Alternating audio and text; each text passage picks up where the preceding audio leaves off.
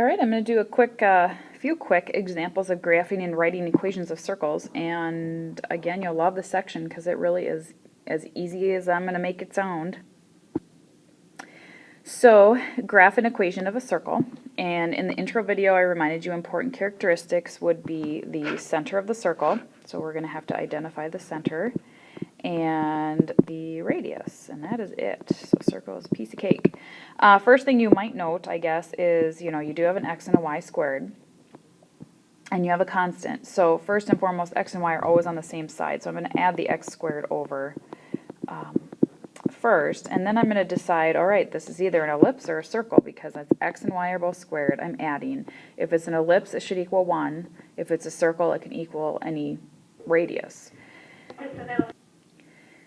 So if I decided to divide everything by 16, I would have an ellipse that still has all measurements of 4. So I would end up graphing a circle, so it's not the end of the world, but you do need to identify this as a circle. So again, if there's just the same number in front of the x and y squared, then dividing by the 16 isn't going to make the a and b squared values of the ellipse different, so it's a circle.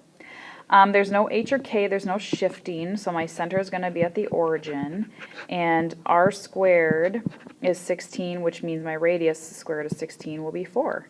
So my center is at the origin, and I'm going to go 4 units to the right, 4 units up, 4 units to the left, and 4 units down from the center of my circle, and that's it.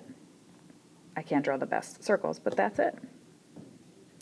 All right, doing the opposite then, the point -3, 4 lies on the circle whose center is at the origin. Write a standard form equation of the circle. All right, so we got a circle that's centered at the origin, so x squared plus y squared equals radius squared.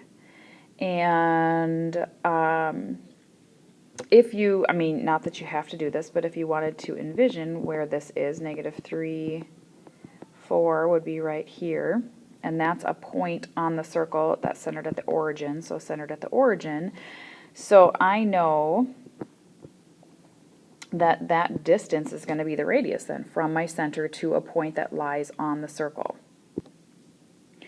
And, not that you need to, but if I did kind of sketch the circle here, that's really a lousy circle, but you get the idea. So again, this is the radius, and I need to know what that distance is. Well, if I know that it's, I'll just kind of draw a little triangle here. I know that this is -3 and this is 4, so of course I can use the Pythagorean theorem to figure out the radius. So a squared, which would be 9, plus b squared, which would be 16, equals c squared, but I'll call it r squared since I'm finding the radius. And 9 plus 16, of course, is 25, and that makes it a nice radius of 5. Which makes sense. It looks like that's what it is on my picture. Now, when you write the actual equation, of course, you want to use r squared and not r. So x squared plus y squared, because it's centered at the origin, equals radius squared, which is 25 units. All right, last problem says, the beam from Oak Island Lighthouse in North Carolina can be seen for up to 24 miles. You are 18 miles east and 9 miles south of the lighthouse. Can you see the lighthouse beam? All right, so I would kind of envision, first of all, like on a coordinate plane, maybe where I'm at, and I won't map this out perfectly, but I'm 18 miles east, so that would be not that direction. Let's try this again. There we go. I'm 18 miles east and I'm 9 miles south. So I'm just going to kind of map that out. So let's just say that this is 18 and this then would be 9. So if I'm 18 miles south and 18 miles east and 9 miles south, here I am at that ending point. The beam can be seen for up to 24 miles, so I don't really know how this, I won't draw a circle in, but I have a circle going around here, and if it encompasses my point, then I'm going to, because the radius has to be 24, right, so let me actually just kind of highlight this first. That 24 should be my radius, right, because the light can be seen for up to 24 miles. So if my circle with a radius of 24 encompasses my point 18, -9, I should be able to see the lighthouse. So I know that, assuming that, you know, the lighthouse is at the origin, right? I could say, okay, x squared plus y squared equals r squared, but I'm just going to change my equal sign just for the sake of this problem to greater than or equal to. Sorry, and then I did that wrong here. All right, I can't erase it.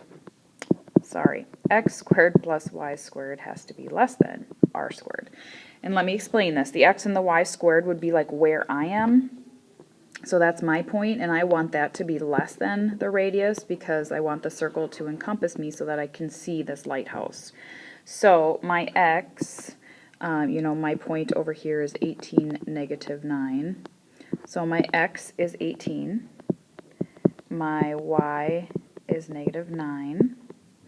And my radius squared should be 24. All right, and 24 squared is 576, 18 squared is 324, negative 9 squared is 81.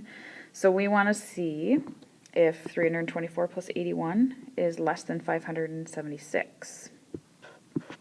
And of course, when I add these together, I get 405, and that is less than 576. So yes, I can see the lighthouse because this circle's radius is larger than the point that I'm at. So the point will be encompassed in the circle.